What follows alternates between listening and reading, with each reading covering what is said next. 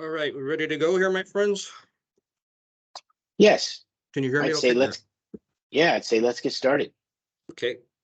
Uh, let's just kind of dive right into cybersecurity, if that's okay. And then we're going to cover three things today, just for context. One is I wanted to have a conversation, and I would consider this kind of a starting conversation about our joint discussions and training about cybersecurity. And we'll introduce Doug here in a second. And two is we want to make sure that we nail down the process to schedule your one-on-one conversations with us. And the purpose of those one-on-one conversations are going to be to help you guys set goals and help us kind of tailor training and coaching to your specific environments. And then three is I know Mark has a couple things on the app meet stuff that he wanted to cover at the end. Let me go into what I wanted to try to accomplish with the group on cybersecurity, because there's probably no more I would say almost like over communicated area in MSP world and cybersecurity. And what I wanted to do was talk about its practicality in like your life and your world with your clients. And then two is take the kind of frontline expertise that we're going to get from Doug Miller about what he's learned about having those conversations, presenting things like frameworks, talking a little bit about the value of kind of a more advanced stack, and just use that as a way for us to talk about how we can become experts in having kind of normal business conversations about cybersecurity with our clients, as opposed to some of this more exotic stuff that I see every once in a while.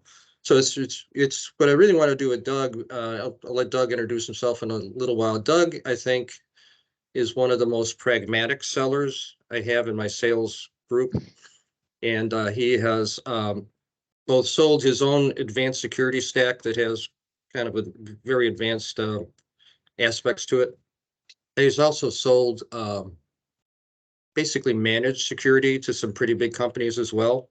So he's had this conversation with both his clients that he's worked with for years, as well as when he gets a new prospective client and they want to add this kind of value stack in, he has those conversations, as well as he's had kind of the more advanced kind of security discussions with the companies.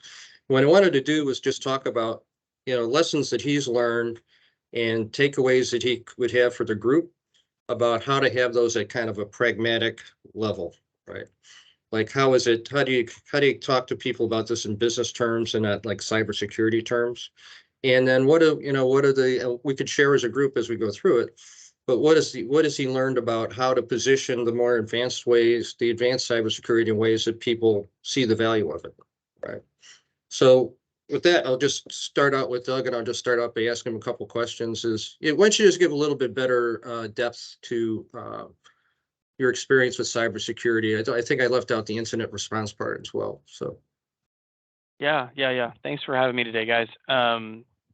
I would say that as a company, we have matured our security offerings inside of our MSP offerings quite a bit over the last 3 or 4 years. And that's probably the biggest part of advice. Is I think this is like the plant a tree conversation. Like, when's the best time to plant a tree? 4 years ago. If you didn't plant one 4 years ago, start doing something about it today with your clients, because we started looking at this like we could go in there full bore, like guns blazing, and make them all do something all at once. Either you're in or you're out. Or we could build like develop an approach that our clients could like walk with us into making their networks better. And that approach is what we chose. And our account managers really took that on as, okay, this is the beginning of a conversation. I'm going to plant seeds with these clients at the appropriate level of complexity. And then over time, honestly, they're not going to get a choice in whether or not they add this to their plan. They're going to add it to their plan, but they also have heard about it several times before it got added to their plan. We've been an MSP for over 13 years now. And so we were dragging along a lot of old agreements and customers that thought the old way.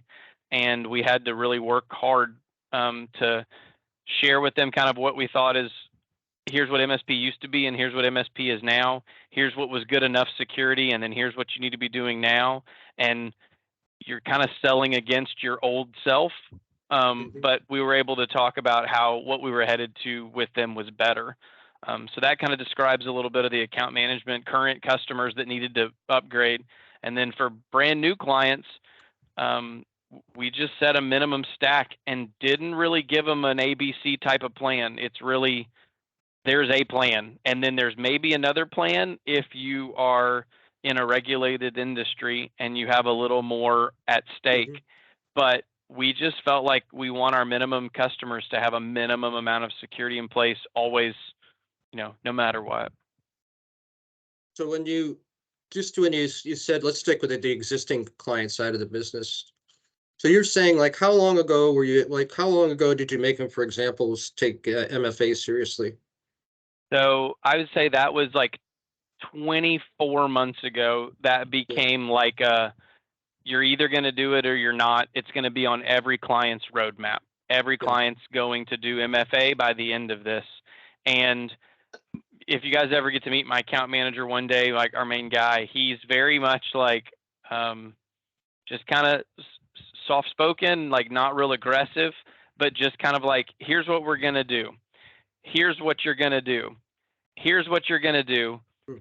We're turning this on this day, and that's how it went with some of the clients. And our client base, we support about almost 70 managed customers, and some percentage of them said yes the first time they heard about it because they understood the risk. They had heard of another business that had a problem. They didn't want the risk of a breach, or maybe they themselves had one of their users get compromised, and they said yes now. And then some people said later, and then said yes. And then some people said no, no, no, and then we said we're turning it on, or you're not a customer, and they said okay, fine. Like that's how the MFA conversation went. But that was over about a 18-month period of time, from start to finish of when we said this is a driver of security, we have to do this. So then how did those conversations evolve? So if you had your three buckets, right? You had the people that said yes. Was it just MFA or was there some other stuff in there? There was other stuff in there. That's a good point. We started the security conversation became, we've been your MSP for a long time. Initially, we had simple things like spam filtering and antivirus. The world has changed. We're going to add these two things. And just so you know, we're probably going to add some more things in 18 months, and we're probably going to add some more things 18 months after that. We're starting something in security that's not going to stop. Like we're going to keep adding and changing things. You're right. The first 7 or 8 years you were a customer, we didn't change anything about your security stack. But from now on, it's going to change every 18 months or 2 years or whatever. And MFA was one of the first things that we started mandatory, and some of them got just free Microsoft Authenticator, and some had more concern and had more reason to do something like Duo, something that was paid for. Some of the customers we did sort of something more self-service, like we're turning it on this day. Your users can follow this document. If they have a problem or get stuck, call in a ticket. Some of them we white gloved and sent people on site and charged them as a project to sit with everybody. We just kind of tailored it to each client based on what we thought would make the most sense for them and wouldn't just destroy our help desk. But each client kind of got a tailored solution for, you need MFA and here's what it's going to look like for you, depending on what it was. So there was your first upgrade, if you want to call it that, then was MFA plus some other stuff. If I understand you correctly, how any type of client got it was kind of tailored to their circumstances that you guys cover. You cover that in the QBRs or whatever. Yeah. So every client started seeing it on their QBR in the future, where we could say, hey, 6 months from now, you're going to be doing MFA. 6 months after that, we're going to be rolling out security awareness training and fish simulation. That was one of the things we added. So that was on everybody's roadmap. Hey, you're going to get this. When we're ready to roll it out, you're going to get it. And then I'm not an expert in security, so help me out here. Then did you evolve into things like EDR and MDR? And right. Okay. So that's So- the path we're on right now. Is everybody now is seeing EDR on their roadmap. If they're not using, we picked Sentinel-1. If they're not on an EDR, they're going to have one, and they're going to have one within the next 12 months right now. And they've all already known about it for at least 12 months. So they knew that it was coming. And did any of the people, how do I ask this quickly? Any of the people that said no problem, like you had your 3 buckets in the first part, you're no problem, not right now.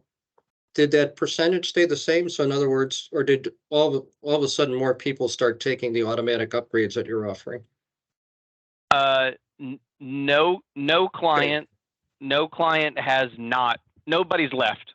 We Take that said category out. Yeah. What do you mean? So you take that category out. You have the 3 categories, right? Just put it in right away. Don't want it right now. But yes, at some point, your third one was if you don't take it, we're going to turn it on, or you have to leave, right? Right. You're saying that third category, you didn't have many people leave. No one. I'm assuming. Yeah. Yeah, nobody left. So, and then I would tell you, I don't know if you're asking like, are clients getting better at being in the first category? Yes. I would say it's probably about the same. The same Okay. people that cared about 2FA are the same ones that are fine with the phishing, and are the same ones that end up being fine with EDR, and they'll be the same ones that'll be fine with a managed EDR later. Yeah. Yeah. So then I guess the question is then when you had the conversations the first time, right?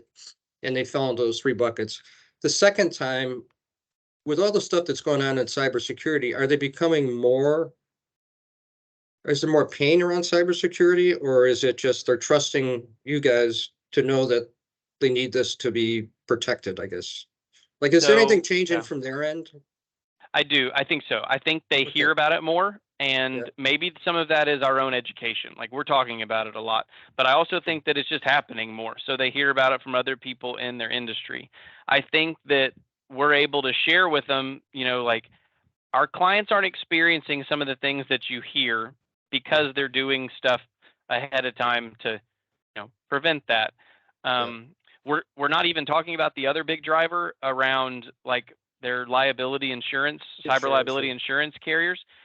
Yeah. We've been dragging those documents out, those pre-qual documents. Like we've been using those as a fantastic framework for what's coming, into the future. And so they see it there too. So, if MFA is a good example of like, we were talking about MFA, we wanted to be the first people they would hear it from.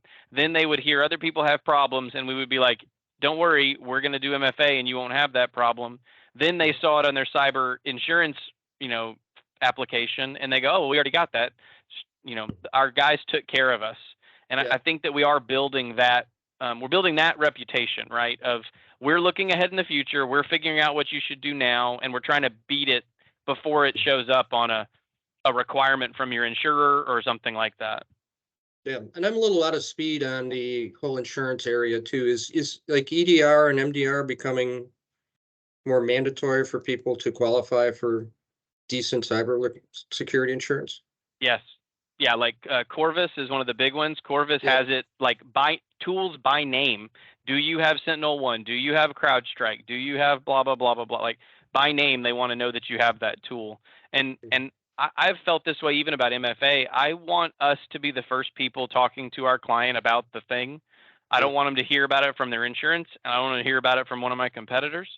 So we're trying to get out in front of it and at least have it on their roadmap. At least it be something that they talk about where EDR, MDR, next gen antivirus, like they've heard all those words from our VCIO or our client account managers. And I think I understood what I think I understand what you said earlier now too. So then, in order for you to, it's kind of an obvious statement, but you were positioning people to buy your offerings in EDR or MDR 12 months ago, right? So that you need to know that you need to have your offerings ready at some certain point in time, well-defined, so that you could basically roll it out to them. Can you help me on one thing too? You mentioned now in the EDR and MDR world, do you have those different ways that they can deploy it that was similar to MFA, or is it much more kind of one way they have to consume it? There's usually one way for them to consume it. It's usually actually easier. Less end user interaction, right? I can just roll out some of these tools. They just have Yeah. a cost associated with them. So the MFA, it was very client touch. I mean, every user suddenly now has a new thing when they go log in. So they're very known. Like they knew it was going to happen. The other tools that you can put in place are the client may not even know that they're there. Yeah, ideally. And then do you have anything, it's like MDR, EDR is the next turn of the crank. Is there anything significantly included in that I'm not mentioning between EDR and MDR?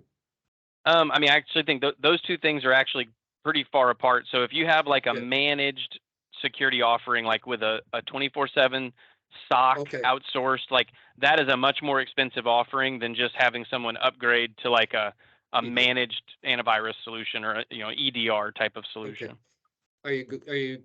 Do any of your, so these, with your existing clients in the traditional stack, you wouldn't have kind of the managed MDR offering? Not yet. I think Not that's yet. where we're headed. I think more and more are going to want that. But right now, that's not like a minimum for us. That's not a minimum requirement. So what would be your, like in your current stack, what would it be? Like your current one, that would be your advanced stack that you're either at clients or rolling out to clients? What's in that stack?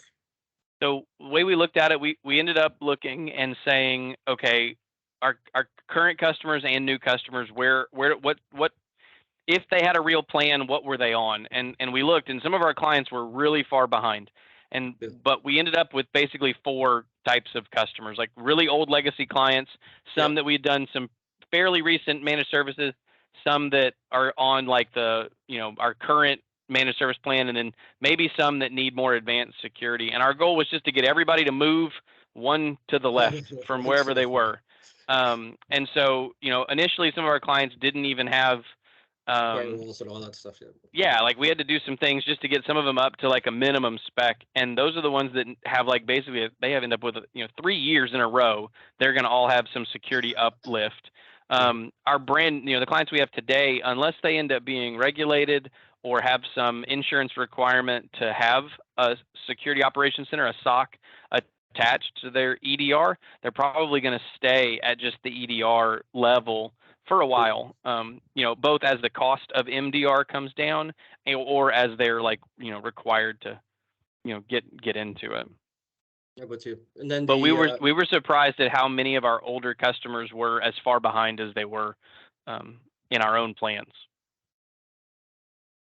and in your baseline one, if I'm just summarizing it too, you had things like was it phishing Yeah. and So training, stuff like that. So you yeah. had So kind of our the phishing basic stuff. simulator, yeah, basic stuff. Which again, all those things are showing up now on these insurance questionnaires. Do you do security awareness training? Yes or no? Do you do phishing simulation? Yes or no? Do you have an EDR in place? Yes or no? Those are the Yeah. things that we're really tailoring it to. I think then, so the evolution that you can see out, let's just call it like a year or two now, really is just kind of the track you're on, right? In terms of your existing clients, right? Yeah, I think they're at some point they're all going to want that managed MDR. Like they're going to want something watching the servers at 2 a.m. and doing something if they need to. Like they're going to want that eventually. I think we have to maybe wait for across the board. We have to wait for the price to go down a little bit, but then them have that real risk associated with it. And then when you bring on new clients, are they kind of automatically brought into the most current? Yeah. They don't even know about the old plans. Okay. Like that's not something they even know. And we walk in saying, "Here's the stack. This is why this is the stack. Yeah. Anything less than this would be going backwards." So was it, so you wouldn't, would you, how would you characterize the level of, Hank, your CAM's depth of knowledge of cybersecurity? Um, I mean, pretty middle of the road. I mean, he's not a deep technical in the weeds. Didn't have a cybersecurity background. Yeah. But I think what he does a great job at is, and this was true even before we were in the security discussions. It was Hank, can you explain to the client what their risk is of doing nothing? And he's really good at that part. So what would his answer? What would his answer be? For what? Which part? Risk of doing nothing.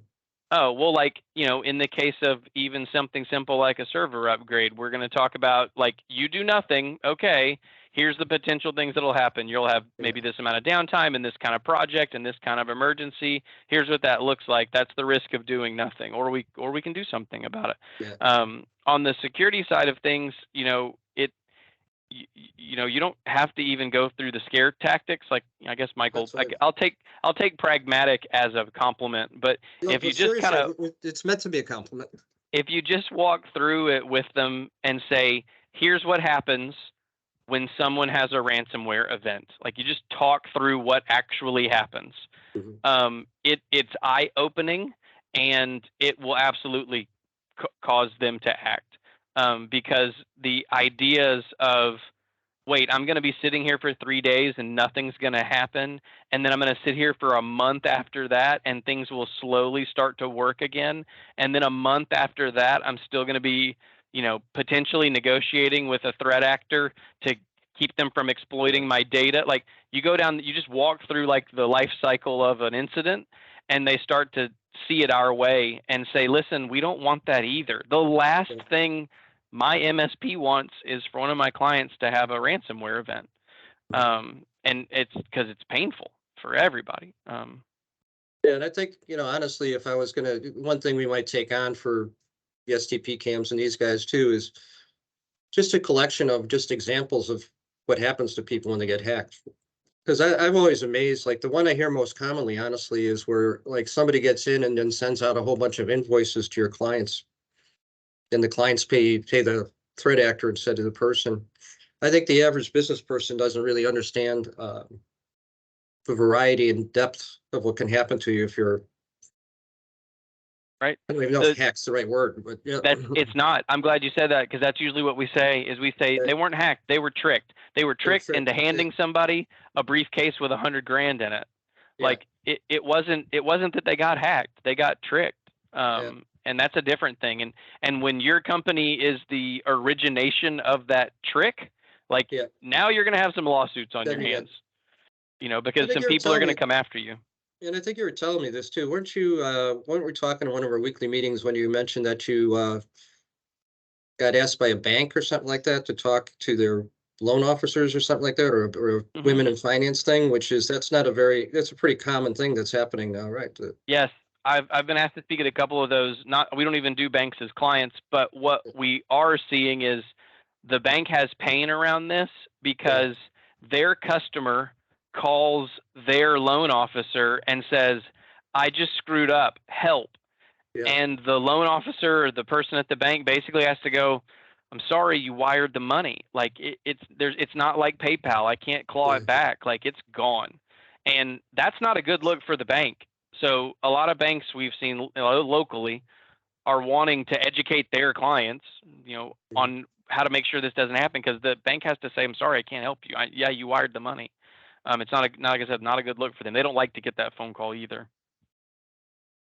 And I guess the other question I had was let's go just for an example, when you tend to have the conversations when you're dealing with the kind of like bigger companies, or like I guess does a conversation or stack change if you're dealing with like a bigger company that you're dealing with than like one of your kind of regular size fully managed companies?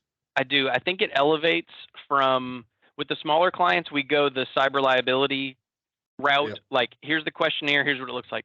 When we start to talk to bigger customers or bigger potential customers, we start to talk about the CIS controls. If you guys are not familiar with CIS, like, go dig into CIS. They are some of the most, I call them like human readable, like, security recommendations that are out there, because it's plain English and the client can understand it.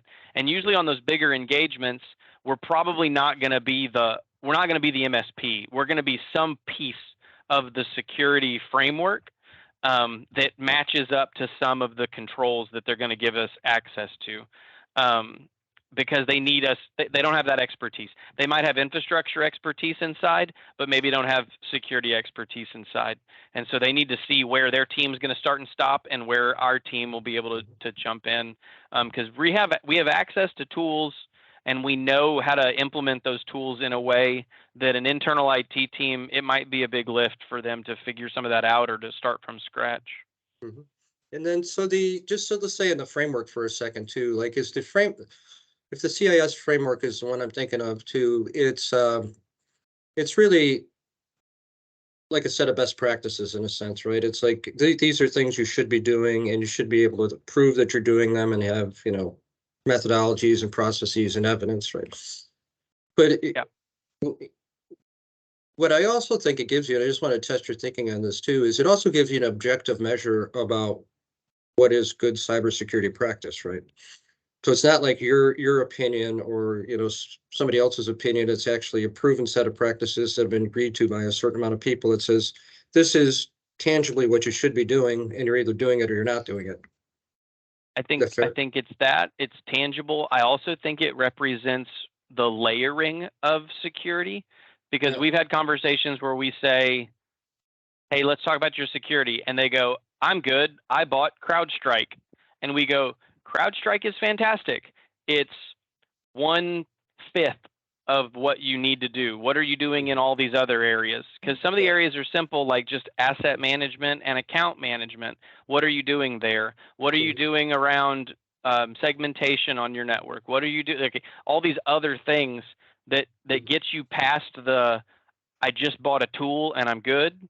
It Mhm. gets a little more into, do you have like a process and a methodology that you're following?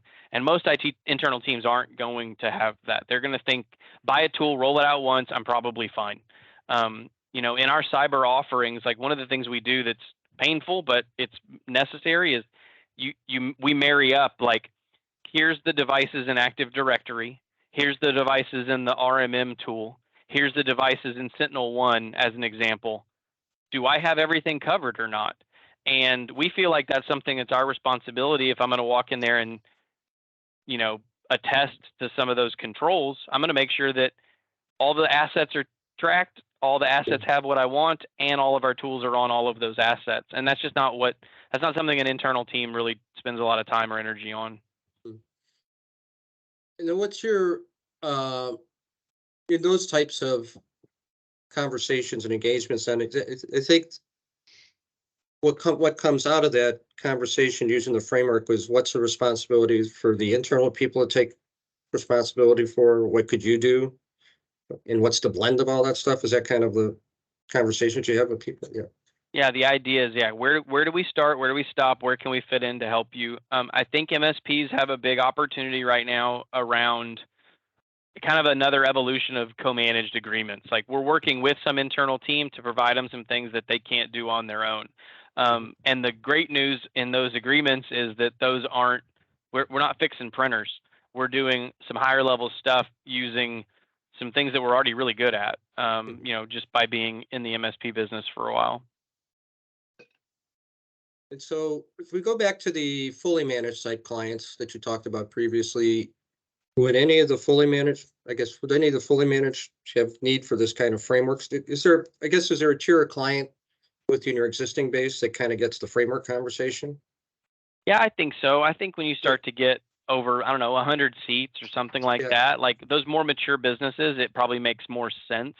It's probably not worth the effort in a, sub 30 or sub 50. Like, it just doesn't matter as much. But I think having that, we talked about kind of the technical level of your account management team. It actually gives them a lot of education around why we do the things that we're doing.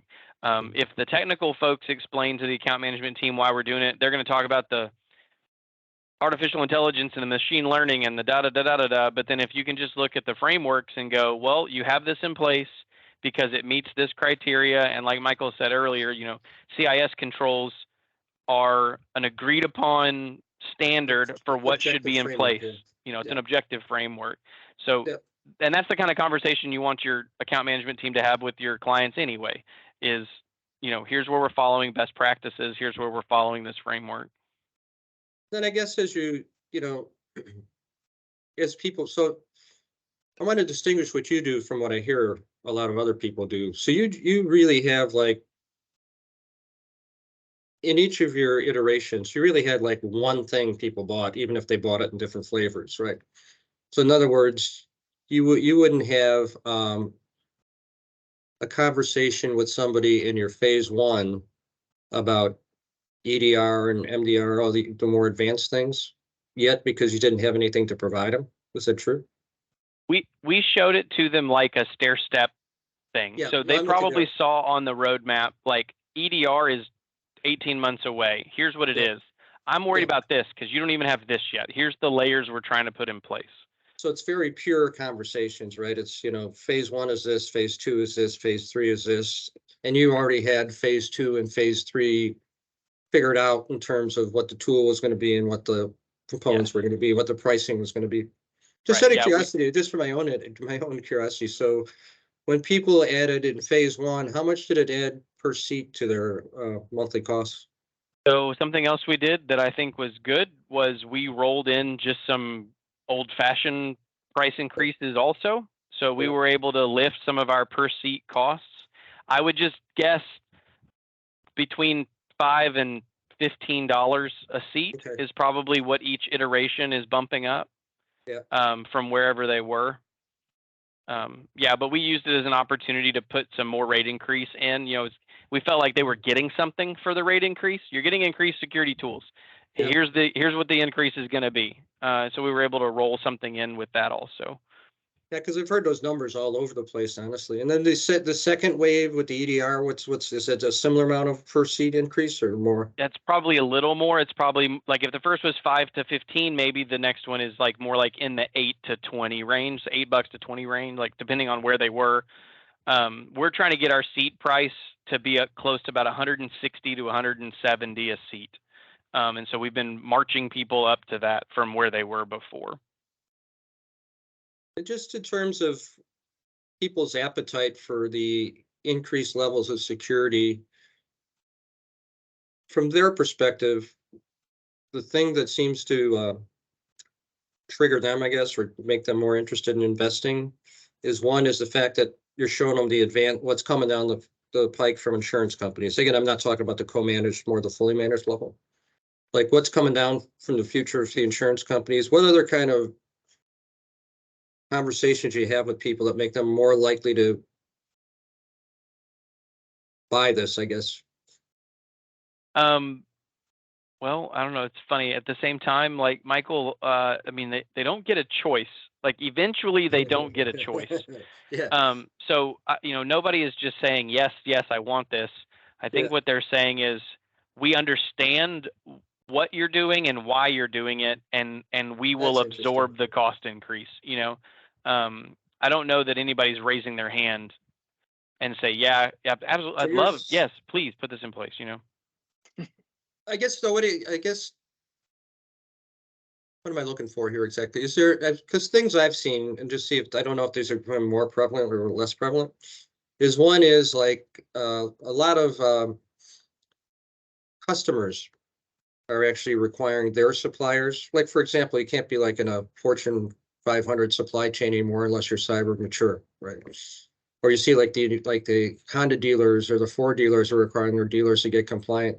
I Hmm. don't know if that's becoming more or less prevalent or that's kind of ancillary to just you kind of need to do as conversations, You don't see any, is there any outside forces Only, to, only in the only one I can think of is around CMMC, yeah, where if the client can't meet the requirements, they can't even bid on the job. yeah. That's where I'm seeing where there's like actually a forced, Well, reason for them to do like, that.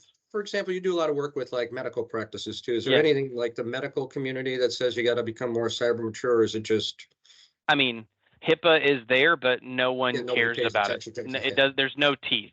Nobody Yeah, cares.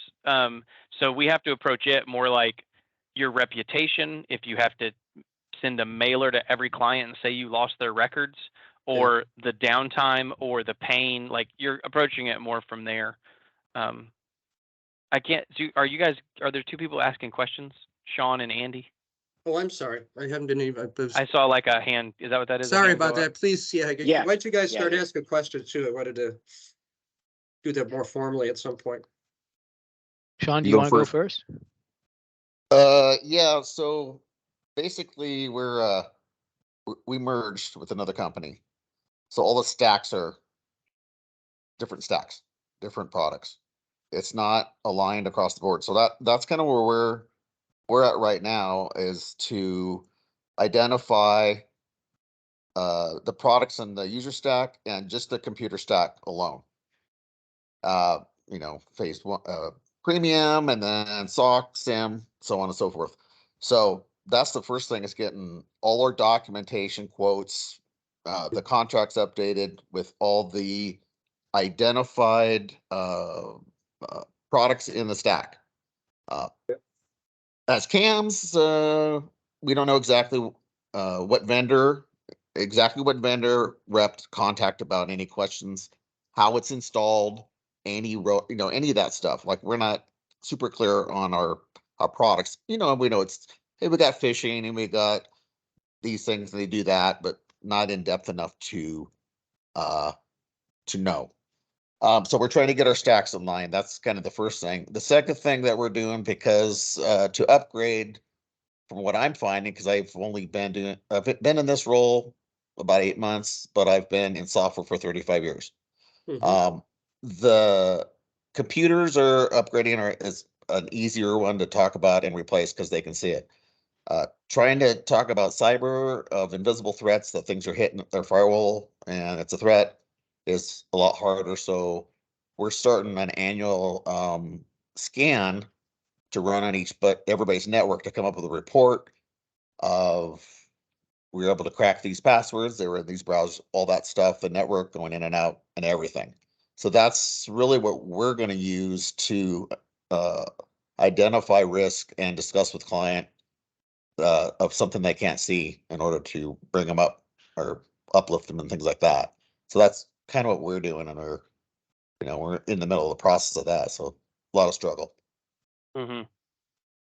Yeah, I don't know if this is. I don't know. I don't know if I'm answering your question, or maybe you weren't necessarily asking a question, but I know that the first step that we did was made like just the big giant grid, clients down the left, tools left to right, and put a box and figured out who was on what plan and who had what things, and then figured out where are we trying to get them to go to. And I think you're probably in the beginning stages of that. And that's when we found out that we thought we had a lot of clients all on the same stuff. We had 6 different kinds of clients, across the board. So we were surprised at what we found.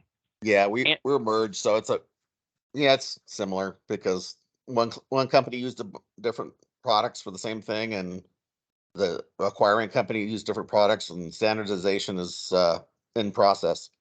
Yep. So, okay, thanks. Yeah, you bet. Andy? Hey, Douglas, I am a business owner as well. So question is, do you annualize your security agreements so that you have versions? In other words, 2022 has one version, 2023 might have new capabilities or additional capabilities. Yeah, that's how we ended up with so many different options out there. Was every year new clients were getting something different than the year before, but we weren't doing a great job of scooping up the old clients and keeping them moving, left to right across the plans. So that was kind of the exercise we had was, hey, the new client has SentinelOne, the oldest clients have never even heard about it. How do we marry this up? So that was the follow-up to this, basically being that if you annualize your security programs, are you then able to say, by the way, we're moving each year a new level, and put that in your master service agreement that says, because technology threats are changing so quickly, that these changes will occur at least on an annual basis, or adjustments? Yes. I feel like that's the conversation that we ended up at. I mean, it's not where we started, but that's what our clients understand now is, like, every year we're going to talk about what the new thing is, and you're going to get it if we feel like it's the right thing for your business. It may not, every one of our clients may not need the same thing, but we're going to have a minimum and everybody's going to maintain that minimum. And the minimum will probably change every year, And increasing. is your QBR your primary communication mechanism for security, or is there other mechanisms? For example, are you creating a story, telling them like a Little Red Riding Hood story? This is what's happening with the big bad wolf, or do you do something like a pen test and say this is where you're strong? And by the way, do you know other people that might be able to use this? I'm curious how you might leverage an existing account relationship to get referrals for this. I would say they hear stories. They hear Michael mentioned that we do some incident response. So we've been dropped into some non-clients to try to clean up their mess, and we turn those into stories because you've seen it happen. And so, you know, my team that meets with current customers can say, hey, I can't tell you the name of the client, but I can tell you that a medical practice with 150 people just spent 6 weeks of pain because of a ransomware event, yada, yada, yada. And here's the things we're trying to do to keep that from happening to you. And to further that, I can't guarantee you 100% protection, but I'm going to try to minimize your risk as much as we can. It's that kind of conversation. We don't really do any kind of, I think like Sean said something about like, how are we selling this? I don't feel like we are. I feel like we're putting it on their roadmap. I feel like we're telling them what it is. And then I feel like we're implementing it sometime later once they've had a chance to kind of digest what we're telling them, I guess is the way that we started to approach it.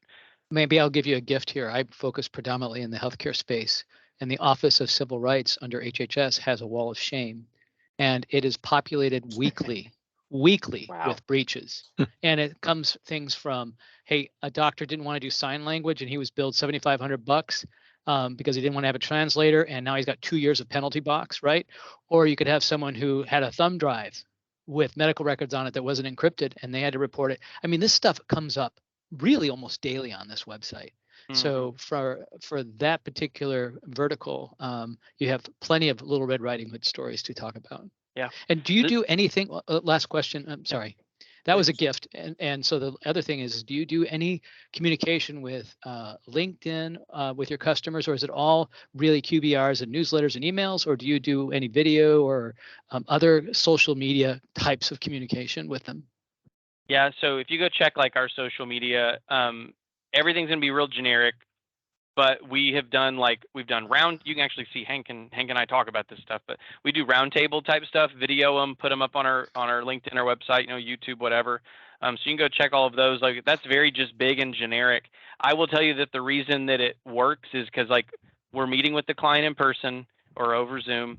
They're seeing this in the QBR over and over and over again, and then they know that we're putting it in place. Like I think that has more to do with it, because it's that relationship that our account managers have with the customer. They trust us. They know that we're not trying to oversell them some fancy security, something they don't need. They know that we want them to have like the minimum things in place. And then I actually felt like it was really meaningful when we were able to say, and I guess, you can say this in the business owner seat, maybe a little more than the CAM can, but when I say to them, you've now become a risk for me. I don't want my name on that board. So you're either going to do this or I'll let you be someone else's problem, because I don't want my reputation. And they go, oh, like that's kind of like this never happened to me, but if you came home and your wife had her bags packed by the front door, it's like, what just happened? It's kind of that wake up call of like, oh, my MSP wants to fire me because I don't want to play along. Okay. But again, that comes from a place of a relationship with them, not from a threatening, I went to a webinar. Is it a tier 1, tier 2, or tier 3 kind of marketplace? So I'm in Corpus Christi, Texas. That's about 300,000 people. And then I'm in San Antonio, Texas. That's about $1 million plus, 2 million. Thank you. I appreciate it. You're very down to home, and you build a pretty much an immediate sense of trust in the way you communicate. Yeah, we don't do the scare tactic part of security. It's just it's a conversation that we want to talk. It's like it's education, and then we just turn it on and charge you for it. Mm-hmm. But you knew what it was. You knew it was coming, and you felt really good about it. It wasn't that we kind of waited for you to go, oh, I'm scared enough to buy something right now. I mean, just out of curiosity, Doug, if you actually look back in time, having had your clients make that investment were they significantly more secure than if they hadn't made the investment? I would say so. Yeah, You know, so it's true. That's what I yeah, was getting to. it is true. Andy brought something up. Like we're writing a post right now Yeah. about a current customer law firm. We just turned on. In that case, it was Huntress and Sentinel One. We had just put it on their system 6 weeks ago, and it caught something and isolated a machine because of an email that she clicked on and got phished. We called them within about 5 minutes, and I fully believe that if those things weren't in place, like that would have been a 60-person law firm that would have experienced some kind of ransomware. And we called them immediately and said, just so you know, here's what just happened. Everything worked like it was supposed to, and I believe we saved you guys from a big problem, by doing what we said you should do, So, I mean, yeah. Thank you. Doug, I have a question as it relates to how you position with clients beyond just anecdotal. So obviously credibility, reputation, they trust you, you have expertise, but there's always the doubters. And there's sometimes, well, really? Do you provide data or white papers or reports that can back up some of what you're conveying that is not just from your voice, but it's industry sourced or at a federal level or NSA or some other organization, maybe one of your partners? So do you bring that information forward proactively, or do you just say, well, if you go to our site, we have trends and information and white papers you can source there, because what I'm talking about, we can back it up with what's already been measured? I don't know if you will like my answer or not, but we don't do any of that. Like we're not trying to let data convince them of something or another. I really believe that it's because we have carefully, strategically, intelligently walked them through a path or walked them down a path of us taking care of their environment. And even with brand new customers that don't have that, they don't know us that well. Even out of the gate, we're gonna just say, you're here and we want to get you to here. Here's some intermediate steps for us to get you from here to there. And then sometimes there's some things that are deal breakers, like you're gonna do MFA now because you're my client. And I actually think we gain credibility by doing that, sticking to our guns and saying, nah, this is the standard. This is what we need you to be at. I don't know. I don't know if the three-letter acronym, stuff really means that much to just a 40-person law firm or not. As much as they just need to trust their provider. Yeah, well, fair enough. It goes a long way, and it works for you, and they are willing to get behind your statements and your recommendation. All the better. I don't believe in fear, uncertainty, and doubt, by putting those ideas in people's minds. But there are some, and I'm sure there's probably some people on this call that they've been confronted by a client that just doesn't trust, so, right. Understood. Okay. Paul, I think I saw you raise your virtual hand. Paul Cooper, Right-Hand Technology Group, MSSP in Pittsburgh. I just have a business process question for you. So if you've acquired a client that's using something that's not in your main stack, so for instance, you've got someone using Sentinel-1, but yet your stack is CrowdStrike. What do you do as far as, do you let people finish out their contract with something and then maybe then switch it, or do you require everybody to use your stack once you onboard them? Yeah, on the installed tools, they're gonna use our stack. So even if they were in the middle of a CrowdStrike agreement, we would undo that and put our piece in place. We have given in on some smaller things like know before.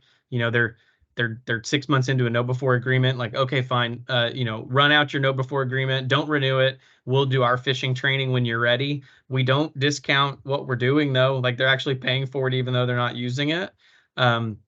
But because of the level of I don't know, because of the level of automation and reporting that we have built into our RMM around the tools, I just don't want something wild out there different. You know, I think we just stick to our guns and say, this is what we're choosing. It's what we know and trust. It's what our team is trained on.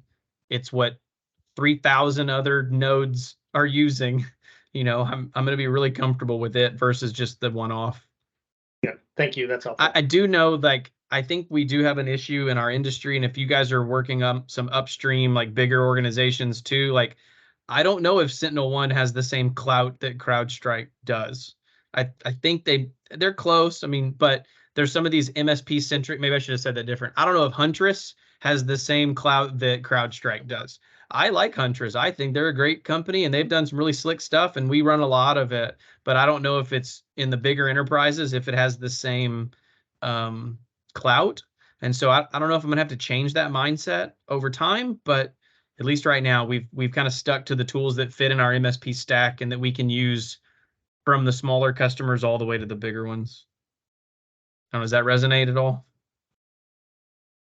Yeah, we just have some small clients that are, you know, so budget conscious. They're like, we already have 6 months of this. So there's an internal question sometimes as to, should we continue to service stuff?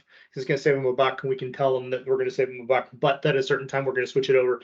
The problem is that internally we got to know both systems. Yeah. We got to know Yep. both pieces of software. That's not worth the hassle. If they're small, Exactly. it's absolutely not worth the hassle. They're just going to be in the way. Super Yeah, helpful. I've seen Thank you. I've seen where you get some people that do resist, like, oh, we'll take that piece out until I get the contract, but you can't do that because, I mean, you've got additional support costs, and if there's issues that come about that, you're still sort of locked into helping them out.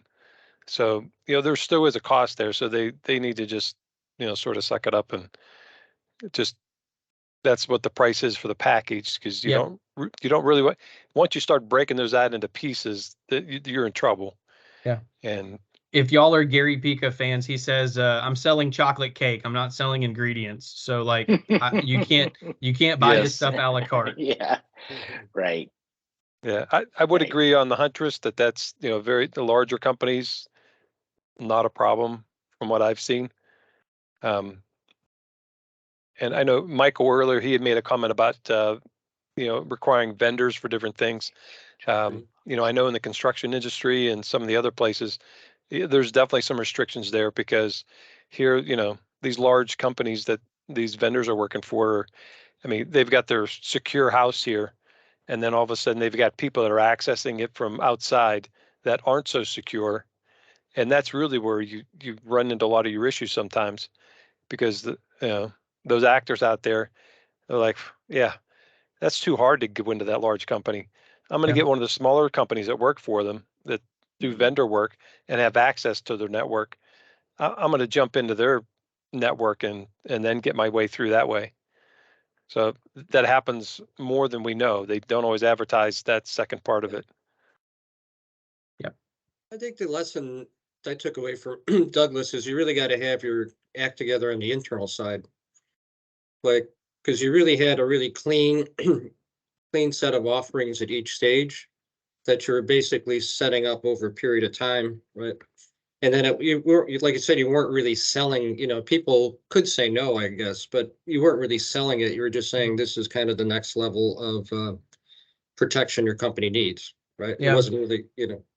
Internally, the spreadsheet was simple. It basically was like S0, 1, 2, 3, 4, and 5. And our account management team would just go, this client's on S0. I'm trying to get them to go to S1. Here's what it's going to cost. And that's how it went on their roadmap. And then everybody at S1, we're trying to get them to move to number 2. And everybody on 2, trying to get them to move to number 3. Right. And they just did it over time. You know, in those SBRs, in those conversations, we wanted to be the first people to talk to them about all of this stuff. Yeah. And I think the fact that you weren't, my guess is, as you talked about it too, you didn't get into because every cybersecurity thing I see tends to get very product specific, which is, you know, maybe some clients care about it. My Jix would be a typical client wouldn't care about it. They just want to know that they have a level of protection that's appropriate for their business, right? Yeah. Yep. Yeah, I think Yeah, you I'm can not just sure use you always want to wisdom. get into the. I'm not sure you always want to get into the product name for each of those that you talk about, because that sort of confuses the issue with some clients. Yeah, and we might decide to change what it is. Like we might decide to Exactly. change, or they might get bought and the name might change, or who knows what. So Yeah. yeah, we with like broad stroke category, we want a thing that does this in place. Yes. We're not hiding it, but we'll tell them what it Right. is. But Yeah, if they we're not ask. walking in there saying like, we're trying to sell you this many seats of blah blah blah. Do I have your approval to go buy 50 seats of blah blah blah? Like it just it never went that way. Other I think you also questions? have to get some conviction around, maybe confidence is the better word, but like some conviction and confidence about what your security stack's going to be, so that you're not walking in there not sure yourself. I would say if you walk in there sure yourself, then the client will get that.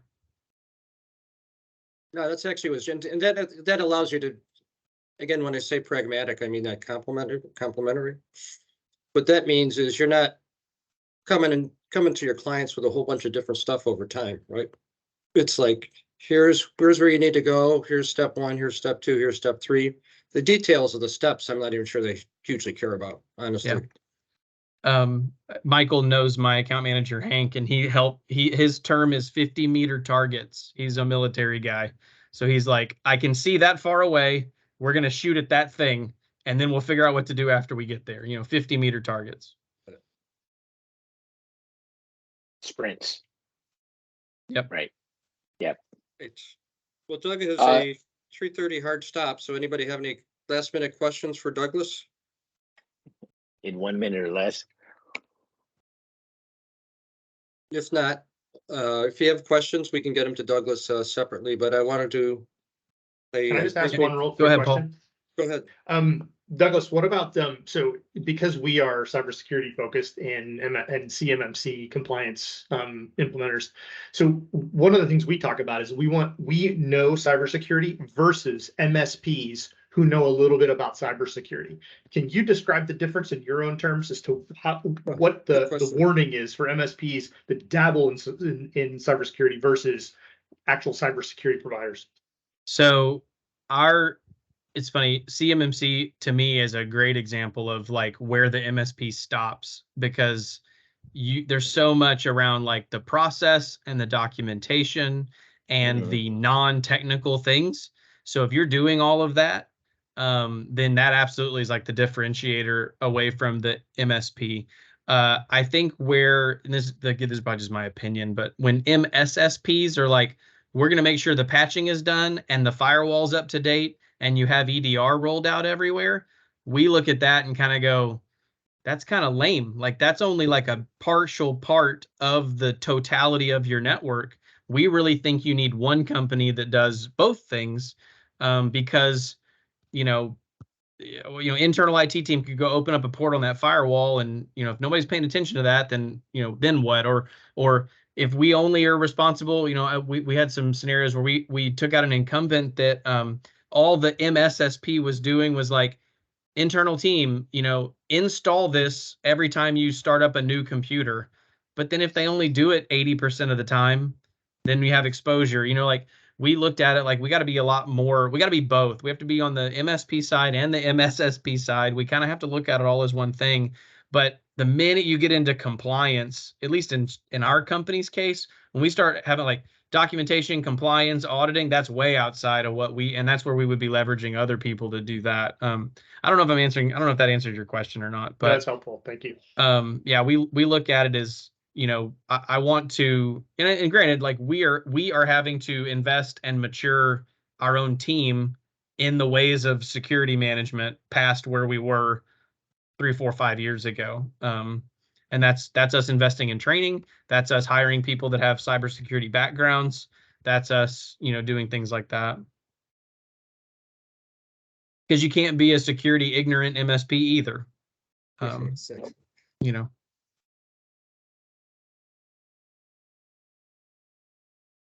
right. Cool. I'm actually very grateful to you, Douglas, for taking the time to do this. I knew you'd be the perfect speaker for this audience. Thank you. And I think it's atypical to have somebody come, and I don't mean to sound like I'm coming down on other forums, but I really think success in cybersecurity is that it's really based on how practical you can make it for your clients, or how pragmatic, or how relevant, and Douglas has done a great job with that.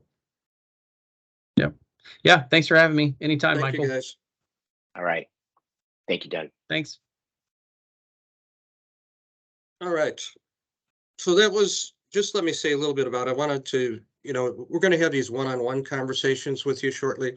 And part of the one-on-one conversation is to get you know you a little bit more personally, what your kind of personal goals are, how it can be and particularly helpful to you as an individual.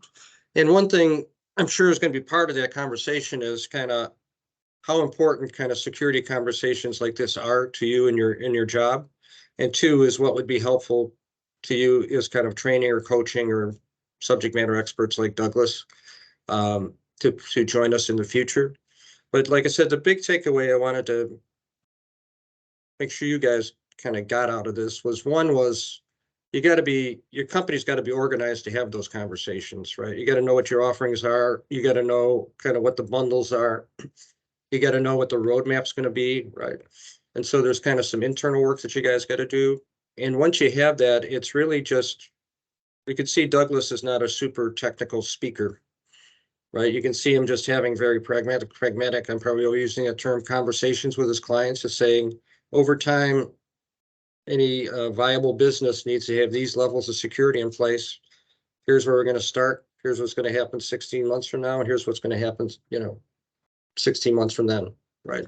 And that's kind of the conversations you got to be able to have. And I don't think, I don't think you need to be super detailed experts in the details of cybersecurity unless you're like Paul at a MSSP, right? Is you just got to say these are prudent levels of security that businesses are getting in place. The insurance companies are telling us, and here's some examples of people that if what happens to you, I like what he said with what is the risk if you don't make the investment? Being able to have that kind of comeback and that conversation and that kind of reframing is probably something we could work on as a group, but you need to have in your kind of arsenal. I forget what he said, Park, but it was like, what's the risk of not investing? Right. Well, what would happen if you didn't? If you did not invest, right? I Right. think we should all have, Which is brilliant. That. Yeah. It's brilliant. It's absolutely brilliant. I mean, I just wanted to ask everybody here, how many of you have tried that approach and found that to be effective?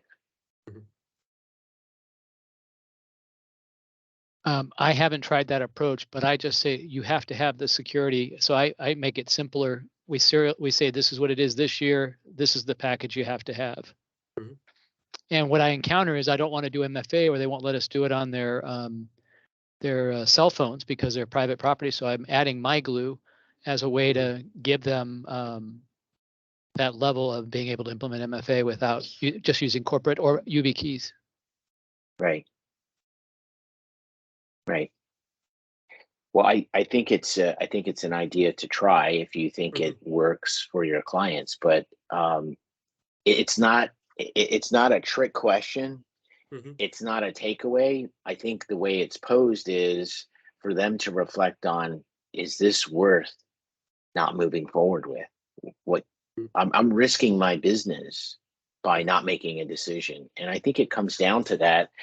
And it is a very direct, I think it's a very direct approach, but it's a non-threatening approach. And, my takeaway from the discussion with Douglas was he has a formula, and I think everybody has their own formula. But the formula I saw from what he discussed is, I'm going to be an individual talking to an individual. I'm going to speak very straightforward.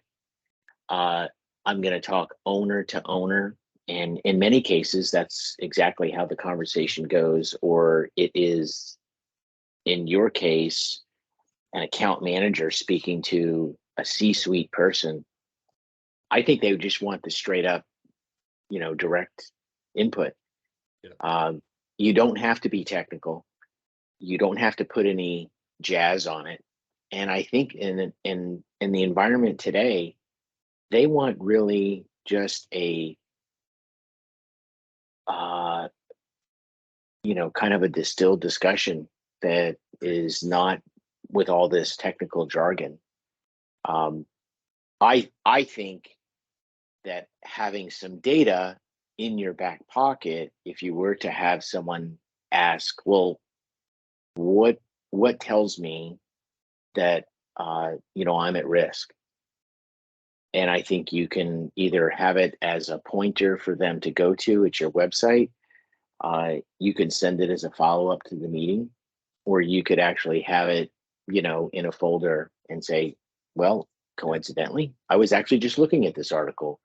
This is something, if you'd like to make a copy of it, or I can send it to you.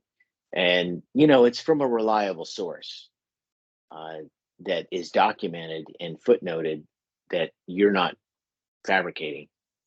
I think for the doubters, that's good artillery to have, but that's my own style. And that's my own approach. I think you have to find what works for you. Yeah, I think it's good to have some of those, because a lot of times you run into the small businesses and they're saying, oh, we're so small, we're not a target. But they've got those bots out there. They don't know who the company is. They just find holes out there. Yeah. And Right. it's not till later, after they've downloaded something on your server, so they could come in whenever they want. They may not do anything then. They may wait and do something later. You never know. But I think with the security piece, it's really been heightened a lot as far as our approach. So, in the past, we've always talked about risks and downtime, business continuity. How long can you afford to be down? And because some people say, oh, it doesn't matter. I said, oh, so if your server goes down because you don't have it under warranty and it's 8 years old, you can be down for 2 weeks. Oh, well, no, I couldn't be more down than a day. Oh, okay. Well, that changes things. Yeah. Yeah, And I then you're think sort of backing up is, what do we have to have in place so you're only down a day? right. Well, to a small business, a day is a lot, and a day could be catastrophic. I think also small businesses many times are more vulnerable, not any less than a large company, Right. because they don't think that they are in the sights of the hackers, or those that have a possibility of looking at their own personal accounts, and they could have six figures sitting in those accounts that they can find a way to go after. Or, well, here's a great target: a small business owner has lots of money sitting around. They're ideal for a ransomware. But I think too, on a large company scale, even they can get caught in a very strange situation because there was a vulnerability. And I think any size of company can be faced with that. It is a point of reference. Do you all remember when Target had announced a couple of years ago that their customer files were breached, and that so their credit card information and personal information was compromised? Do you remember that? Mhm. So just to illustrate how small of a opportunity there is, but the hackers find a way. When they isolated where the problem came from, it wasn't at corporate. It wasn't all of their systems and layers that they put in for security. It was actually at a store, and they had a HVAC system that was recently replaced. And so when they put in the new HVAC unit, they had left a vulnerability. And this equipment now has all kinds of boards in them, and they left the door open and they didn't protect it. And the hackers found a way to backdoor it, come in through that board in the HVAC system, and make its way all the way to the data that was stored. Yep. That's exactly what happened. Now, and you don't think that couldn't happen for a small business owner? They could have an HVAC system replaced. You could tell that story, and you don't have to have a data report. You don't have to have a document in front of you. And I think it causes people to stop and think, wait a minute, you know what? It's an everyday incident that can become a very big issue. So I think that those kinds of things are what people relate to. Mm-hmm. Yeah. Mark and Michael, I would ask, I don't know if this is appropriate at this piece, but there's a game called Backdoors and Breaches that's put out by, who's the guy that makes Black Hills Information Security, the card set? Yeah. I actually am thinking that this would be an awesome way to express to our customers what kind of attacks they would have with a card set. Social engineering, attackers use social engineering to trick a user into running malware. And so it talks about detection. What this game is designed for is educating the service team on how to respond to these incidents once they've started. Wow. And so this is a $15 card game. And I'm just thinking how wonderful this might be in a QBR. Could we play a quick game for a moment? It's just a little fun. So this just came to mind. I'm expressing top of mind, thinking here. No, it's a great idea. Yeah. So Backdoors and Breaches from Black Hills Information Security.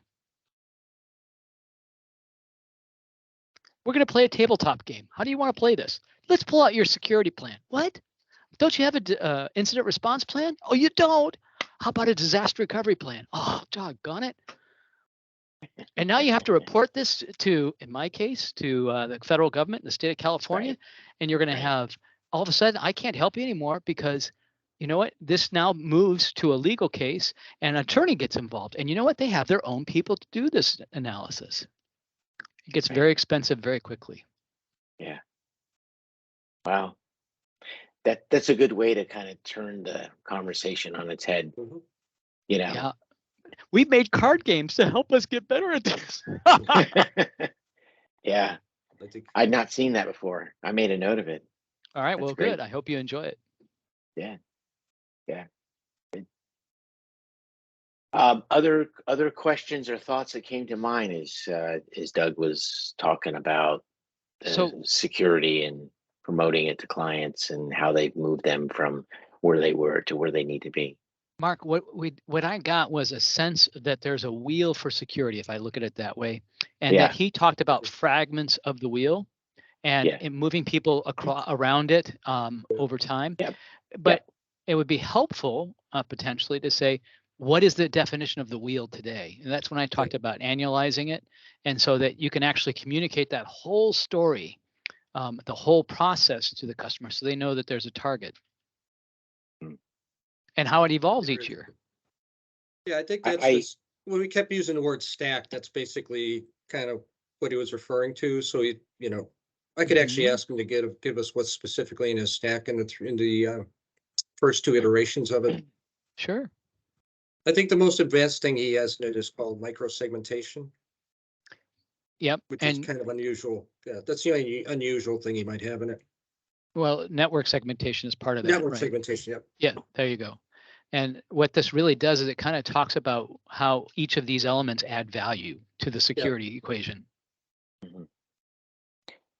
I thought, other than the risk of doing nothing, there were two other key points that I thought were extremely powerful.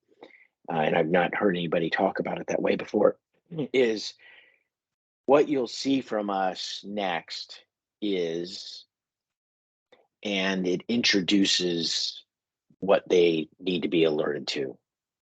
We have a new feature that covers an area of security that's a vulnerability. This is an ever evolving series that you're going to see from us, and that they say that frequently because you're not going to introduce the idea of a solution and they're going to just gravitate and accept it right away. You have to plant the seeds. And I think that Doug talked about that. And I think as a follow-on to it is that, this is going to be a constant evolution. Could be quarterly, could be annually, but this is not going to go away. So we're going to build to what needs to put the next layer of protection in place from a security standpoint. One, it protects our business, and two, and at the same time, it's protecting your business. We're both protected at that point. And I think that's a very rational way to approach it. And you're not selling, you're informing and educating them, which I think is a big differentiator. I agree. Yeah. In my experience, the more you push on thought leadership and helping people to educate, to talk about what's Yep. coming, what we've seen in their particular industry, Yeah. and you're not selling anything, but Mhm. people will almost inevitably say, well, how do people protect themselves from things like that? Hey, Yeah. well, I happen to have the answer. Right. Right.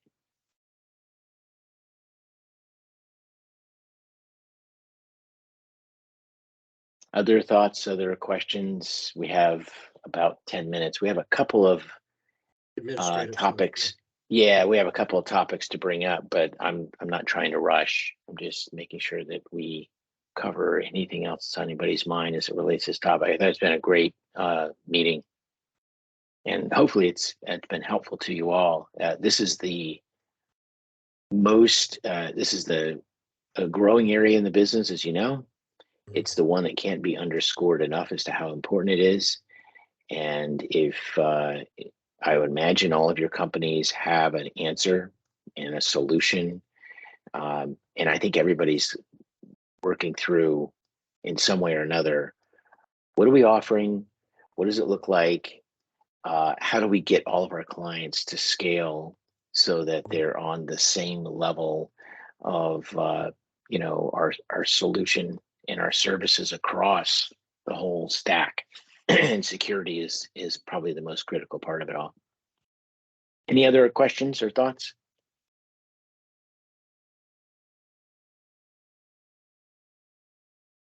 I was going to say, Doug is a kind of a humble person, but I've probably worked with him now about 5 years, I'm guessing.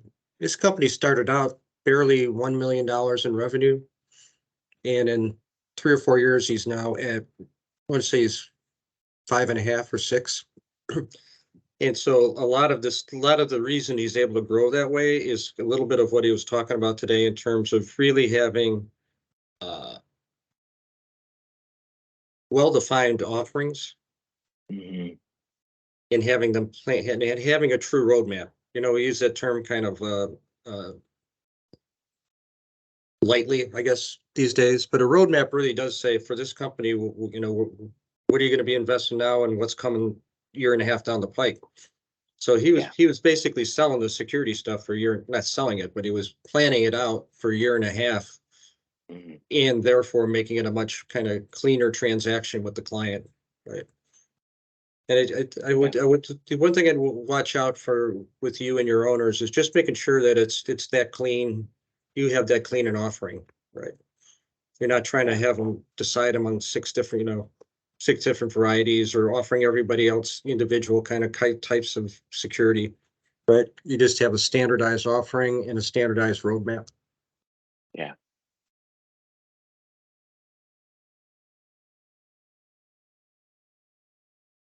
But so let's get into the scheduling. What I would suggest is Mark and I are kind of coordinate our calendars, and we'll come up with a couple of dates between now and our next session.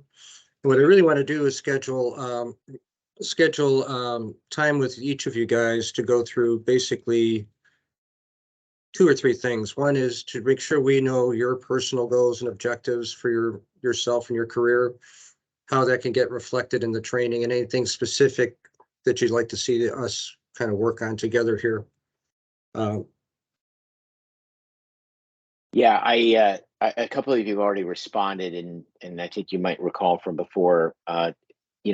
We'll push out communications via Teams and email, but when we've got, when we're trying to follow a thread and some feedback, and I had a note out to everybody that said, let us know what days are best for you and time of day.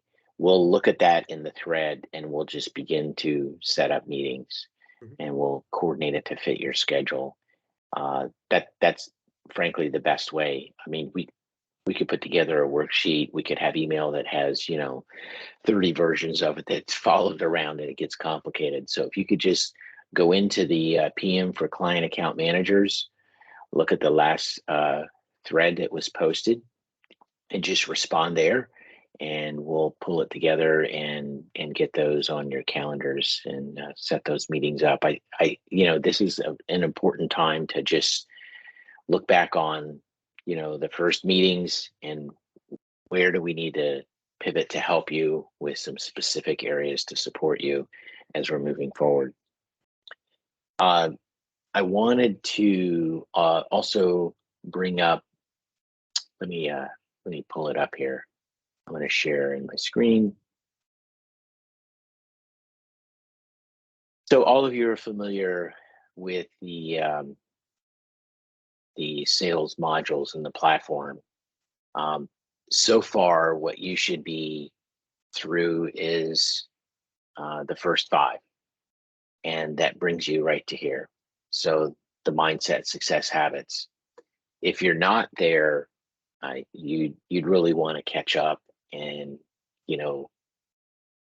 dedicate the time, set aside the time. And by the way, this is not just a one-time advent.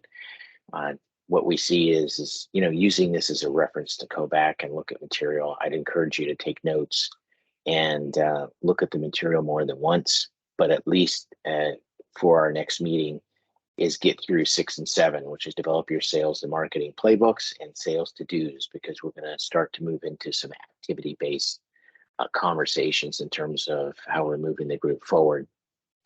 I did want to ask, and anybody that's willing to, volunteer, how do you find that these modules are for you? If anybody wants to just give any feedback on the modules, would you say that some of it is very foundational, but you've got to start, it's everybody's on the same level and moves it through? Just kind of give a signal by raising a hand. Has it been helpful? I don't mind speaking on it because, as you said, it is very foundational, and because I'm completely new to the role, it is helpful. It gives a lot of details, a lot of information on the process, on the role. Of course, each company, each client is different, but Yep. It's a foundational, it's a good starting step for me. Right. Good. Okay. Thanks, Jamal. Has anybody seen this similar material before? So I'm just looking for a comparison. Is it do you feel it's what you need? Anybody want to comment there? Helpful, it's meeting your needs. Yeah. I've gone through a similar training, and I compare it to that, and it's very helpful. Very good refresher. Touches all the main points that they touched, and Yep. I think it's well worth spending the time investing in myself. Yeah, that's a great way to look at it. We probably forget more than we know when it comes to a topic in our in our profession. This is really a craft, and we look at it that way. This is not just a job. It's one of the most complex areas of business is engaging with clients, because it's very behavioral. So I think a lot of the areas that can be a refresher and a reminder is always great. Okay, well, that's helpful. That's good feedback. Michael, did you feel like we should bring up now the tracking sheet, or save that for the next meeting? Let's save that for the next thing, and then I Okay. think we can link in the personal goal setting to it as well. So yeah, okay. that'd be good to time. We could reference that in the one-on-ones, kind of plug that in, and then we'll use that for next time. Okay. I think something before we go is, remember, in the Teams folder, there is a files. You'll find the recordings from these meetings there. You'll find some other reference documents, the decks that we've used in the first 2 meetings. We didn't have one today because it was more about an interaction and discussion. That material is there. So, reference it back, go back to it. It's yours to use. So I just wanted to let everybody know that that material is there as well. Perfect. Yeah. Okay. Anything else before we close out?